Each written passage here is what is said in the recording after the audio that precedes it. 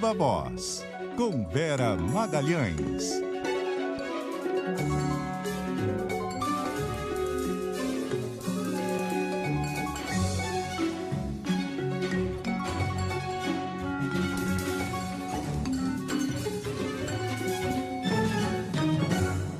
Vera Magalhães, Viva Voz, boa noite.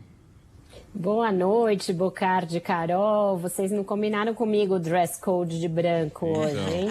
Oi, Vera. Foi isso, já nos divertimos muito. Não foi nada combinado e no final virou uma combinação só.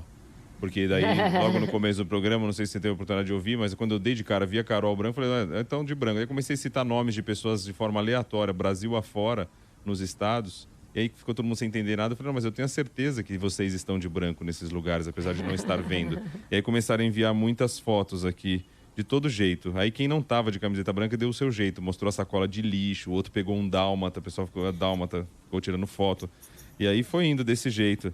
Eu tô trabalhando, por exemplo, costurando roupa branca, serve? Veio a mensagem aqui pra gente dela. Aqui, ó, o meu tem uns passarinhos brancos aqui. Vale a gente tudo. Pode pôr não vai dar pra pôr bandeira branca, mas pode pôr a pombinha branca lá. Mas tem um branco aí também na sua roupa. Então, aí. Que... são os passarinhos. os passarinhos. Então tá certo. Pombinha branca. Eu botei um casaco preto aqui pra combinar com o dálmata. A Arlene, eu que acho tava... que agora a gente tá formando um pandã bonito aqui. Tá valendo. A Arlene que tava passando roupa branca. E aí o Adiel de Souza, lá de Guarulhos, ele tirou a foto dele dentro do carro, ouvindo a CBN, é um carro branco, ele tá de camisa branca, é tudo branco. Eu tô falando que... Olha, e quem não está vestindo, aliás, quem está vestindo parte branco é a Isa Staciarini, que vai abrir aqui esse Viva Voz com uma informação que vai ser o start da nossa conversa. Diga, Isa. Oi, Bocardi. Olha, depois que o Supremo Tribunal Federal formou maioria para arquivar a denúncia contra o presidente da Câmara, Arthur Lira, na Operação Lava Jato, Lira comentou a decisão. Ele disse que é o 4º inquérito arquivado por causa de uma delação feita por inimigo político. Lira afirmou que, diante do cenário, é importante se pensar como as delações foram usadas na Operação Lava Jato e como elas se comportam no Brasil. A fala de Lira ocorreu após a reunião de líderes hoje à tarde na Câmara dos Deputados. Na ocasião, ele disse que pretende conversar hoje com o presidente do Senado, Rodrigo Pacheco, para que se chegue a uma convergência sobre os projetos dos combustíveis. Lira disse que não adianta essa briga por PECs e defendeu que o caminho seja pelo projeto de lei que já passou pela Câmara e muda a base de cálculo do ICMS sobre os combustíveis. Ele chegou a citar a arrecadação de 2021 em comparação a 2020, que aumentou 36% para justificar a saída pela base de cálculo do ICMS.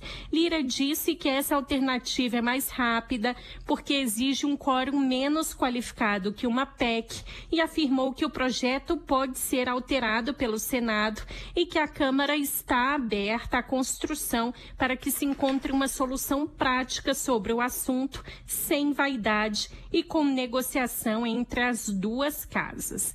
Bocardi. Obrigado, Isa Staciarini. Boa noite para você. E aí, Vera, tá contigo. Pois é, o Arthur Lira teve aí a maioria no Supremo pelo arquivamento da 4ª denúncia feita contra ele pelo Ministério Público.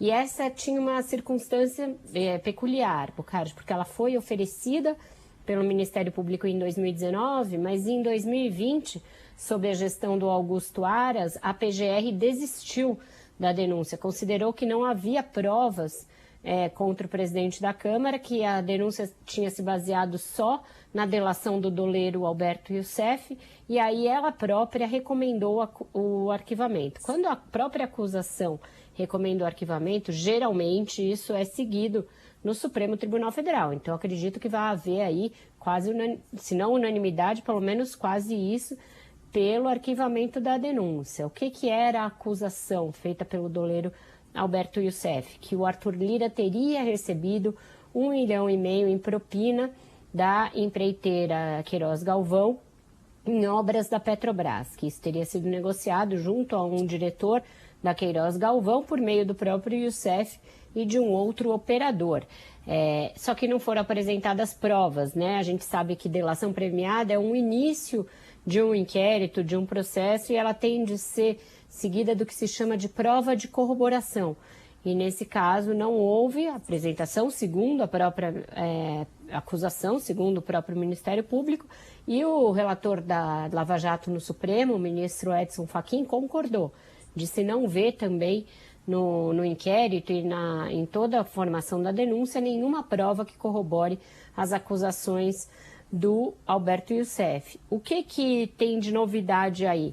O advogado do presidente da Câmara, o Pier Paolo Bottini, deu uma declaração dizendo que eles estudam acionar o Youssef na justiça por danos morais e materiais contra o presidente da Câmara. Então, isso aí é algo que eu sempre imaginei que fosse ser uma consequência dessas anulações em série da Lava Jato. Até aqui não aconteceu, mas que ele agora diz que vai fazer, ir à forra contra o delator.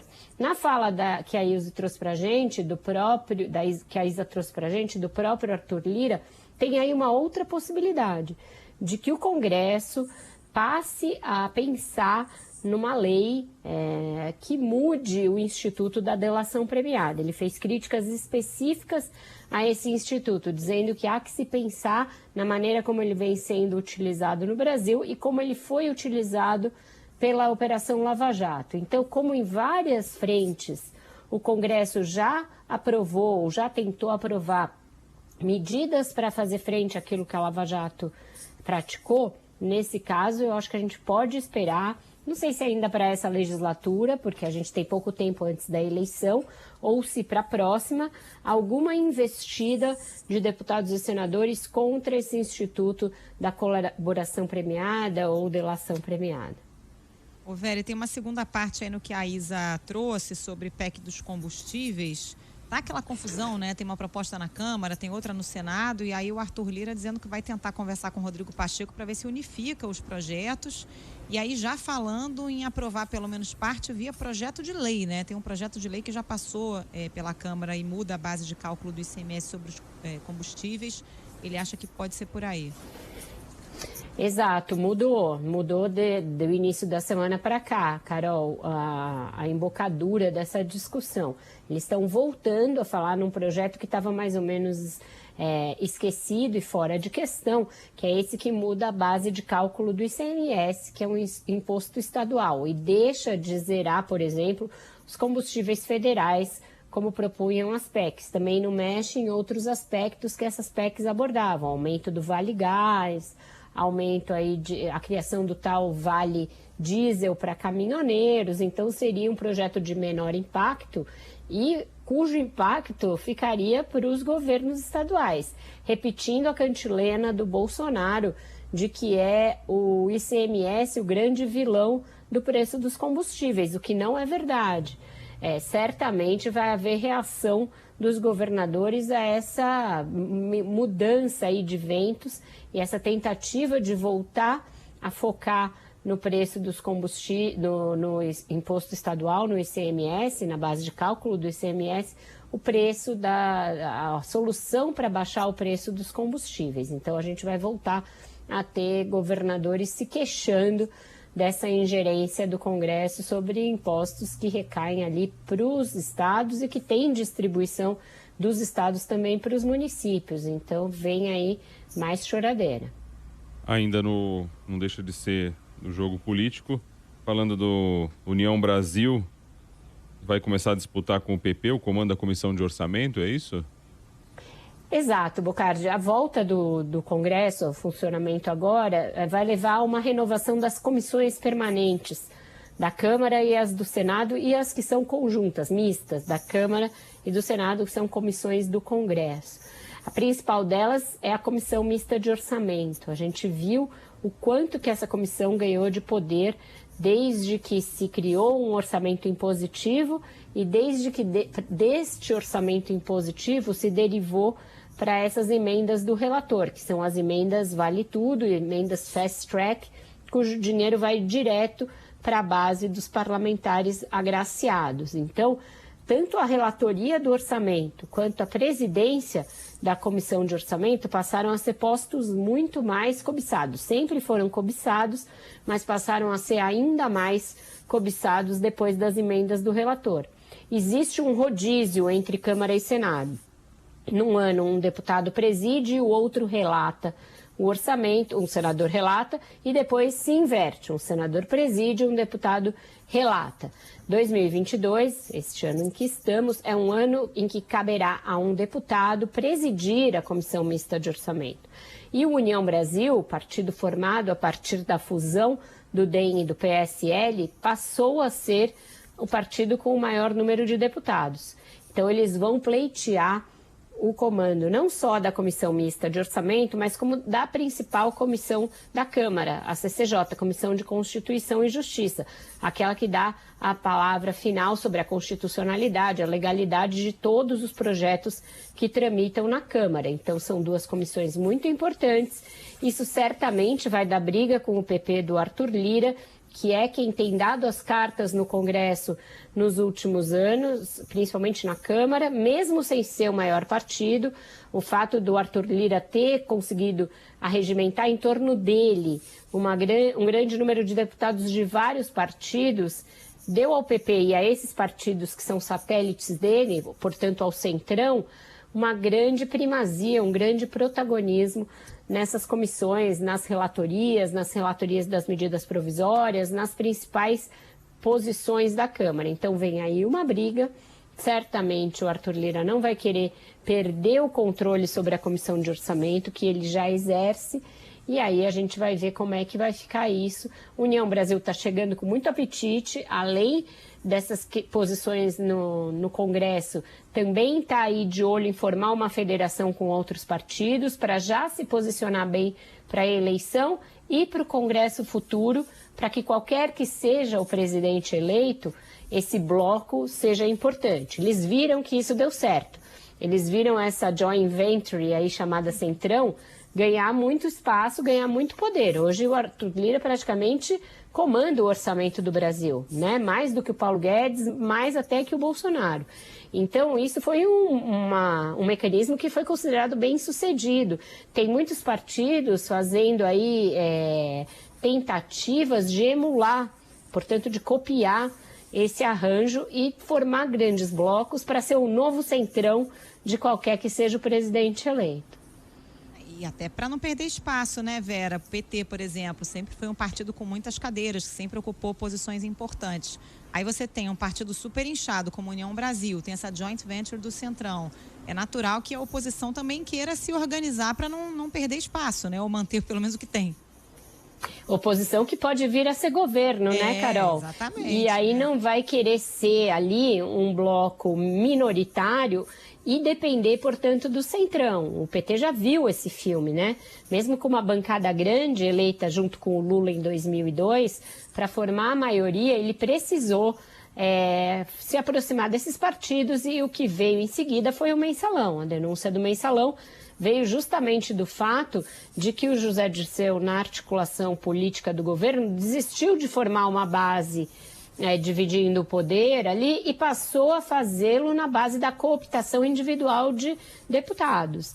E isso resultou no escândalo do Mensalão. Então, para não ficar à mercê dessas coisas de novo, o que o PT está tentando é formar um bloco que eventualmente venha a dar apoio ao Lula, caso ele seja eleito. Então, teria esses partidos de esquerda, com os quais eles já estão conversando, o PCdoB, que deverá estar numa federação com o PT, o PSOL, que está cogitando apoiar o Lula, deverá apoiar o Lula, vai discutir isso amanhã numa reunião, o PSB, que também depois de uns anos apartado do PT, se reaproximou, mas eles querem também atrair partidos do centro e da chamada centro-direita. Tem conversas com o PSD, conversas com o MDB, uma parcela pelo menos do MDB, né, o Renan, Jucá, etc., para formar esse bloco que daria sustentação ao eventual governo Lula, porque eles sabem que vão contar com uma oposição muito aguerrida do bolsonarismo, caso o Lula seja eleito. Não vai ser extirpado o bolsonarismo do Congresso.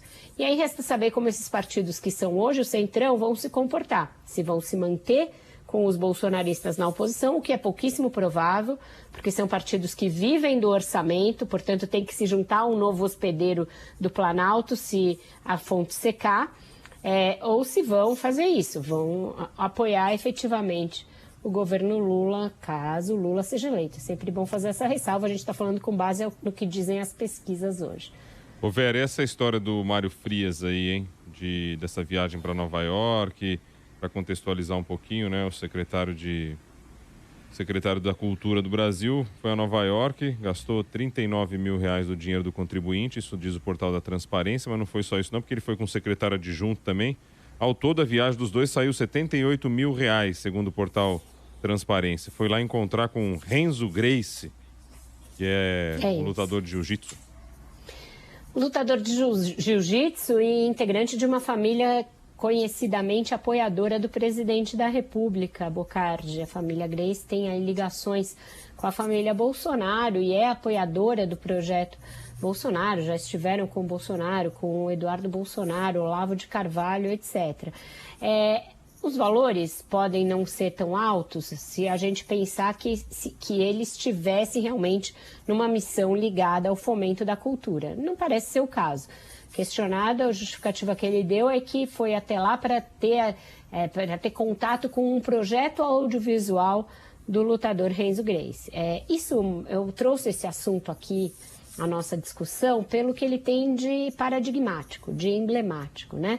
É um secretário que passou os últimos anos e notadamente essas últimas semanas investindo contra artistas, produtores culturais, contra os captadores e os financiadores de projetos culturais, dizendo meio que acabou a mamata, que estavam chorando demais diante de mudanças feitas pelo governo na Lei Rouanet, né, que é a principal lei de fomento à cultura do Brasil, etc. E aí usa o dinheiro público para ir a uma viagem que não tem nenhum fim cultural, né, e que é para se encontrar com um apoiador, uma pessoa do mesmo grupo ideológico, e acha que isso é que equivale a fomentar a cultura no Brasil. É nessa base que a gente está na discussão cultural do Brasil. A gente não teve tempo de falar aqui no Viva Voz sobre essa instrução normativa publicada pelo governo, assinada pelo presidente Bolsonaro, pelo próprio Mário Frias, que praticamente inviabiliza a Lei Rouanet como um mecanismo de financiamento a grandes projetos culturais.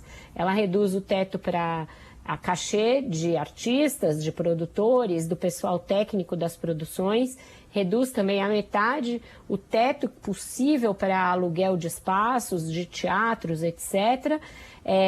E acaba criando muitas amarras sob a justificativa de franquear o acesso à Lei Rouanet a pequenos produtores, descentralizar, mas na verdade o que ela faz é só interditar o financiamento à cultura, porque ela não cria novas maneiras de que esses pequenos produtores, de que artistas fora do mainstream, fora aí dos grandes centros, tenham acesso a esses financiamentos. Eles também deixam de ser atraentes para as empresas na maneira como o governo praticamente estigmatizou, colocou uma pá de cal sobre todos os financiamentos culturais. É muito triste que isso venha acontecendo, isso vai levar certamente a uma onda de desemprego numa indústria, a indústria cultural, que gera muito emprego, gera muita receita e gera muita exportação de produto do Brasil para o exterior, de produtos audiovisuais, de peças de teatro. É muito triste que seja vista dessa maneira a cultura do Brasil, porque tem esse lado de mercado, mas tem todo um lado de patrimônio, construção de memória, construção de patrimônio, construção de raízes culturais de um país que vai sendo jogada no lixo, né, por um governo que não tem nenhum apreço à cultura. Só para contemplar aqui, né? Ele foi lá e disse que chamou de falta de ética de alguns jornalistas que falaram sobre isso, sobre esse gasto nessa viagem. Diz que todas as manchetes são mentirosas, que ele não pagou essa quantia por essa viagem, mas está no portal Transparência. Ele não viajou de executivo e a finalidade da viagem não foi da forma como colocaram nas manchetes. Mas, ao mesmo tempo, ele não diz quanto gastou, então. pela versão dele, e também não diz o que ele foi fazer e qual o motivo da viagem. Mas assim, só para ter uma ideia do nível, né? Do nível, onde a gente vai chegar. Então, uma ideia do nível, teve uma viagem que ele fez para a Mostra Internacional de Arquitetura da Bienal de Veneza, em maio do ano passado, também gastou 20 e tantos mil reais, o período que ficou na Itália, e foi uma homenagem a Lina Bobardi. E ele, na altura, disse que não sabia quem era. Então, assim, ele nunca parou na frente do prédio do MASP, por exemplo, olhou aquilo lá, o MASP, o principal museu do Brasil. Um cara que é secretário da Cultura, ele nunca parou e se atentou para saber quem fez aquela obra, com aquele vão magnífico que existe em São Paulo. Quem foi o gênio que conseguiu desenhar aquilo? Quem foram os outros gênios que conseguiram executar aquela obra? Então, assim, se a gente não tem o básico, que qualquer criança, se você pegar numa escola razoável, vai saber quem foi que fez o MASP. E aí você vai até lá e não sabe quem é a pessoa que está sendo homenageada. Realmente, não tem mais o que discutir, né? E Bocardi, Carol, era bom ele também explicar, né? Porque ele está na comitiva do presidente Jair Bolsonaro que vai a Moscou. Uma viagem por si só já bastante questionada. A finalidade, a oportunidade, a conveniência do presidente do Brasil ir a Moscou neste momento de acirramento muito grave das relações entre a Rússia e os países ocidentais. Teve novas rodadas que agravaram ainda a temperatura ali do conflito, mas Bolsonaro insiste na viagem. E o Mário Frias está indo na comitiva juntamente com outros 4 integrantes da sua pasta, entre eles o André Porciúncula, que é um outro ideólogo da destruição da cultura, assim como ele, muito ativo nas redes sociais em atacar artistas, em atacar intelectuais brasileiros, etc. E eles vão, além de Moscou, vão também à Hungria e também à Polônia. Bolsonaro não vai à Polônia, mas eles vão. Justificativa, uma genérica troca aí de impressões, enfim, um intercâmbio na área cultural entre o Brasil e esses países. Imagina só. Diga, Carol. Vamos pra música, minha gente? Vamos pra música. A música... diga, você... Não, qual é o som? Qual é o som na caixa? A música de hoje faz menção a isso, né? A gente não quer só comida, a gente quer comida, diversão e arte. A cultura não é supérflua, ela não é algo acessório, ela não é algo a ser combatido. Ela é tão importante para o espírito, para a alma, para a formação de caráter de um povo, quanto comida, sim, em certa medida. E cada vez está mais escassa e mais vilipendiada. Na essência da educação, né? Vamos lá. Bebida é água, comida é pasto. Você tem sede de quê? Você tem fome de quê?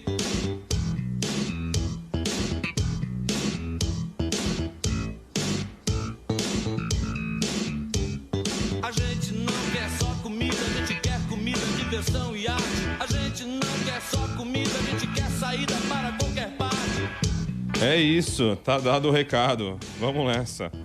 6 horas e 28 minutos. Muito obrigado, Vera Magalhães. Este foi o Viva Voz desta quinta-feira. Uma boa noite. Obrigada a vocês. Até amanhã, Carol e Rodrigo.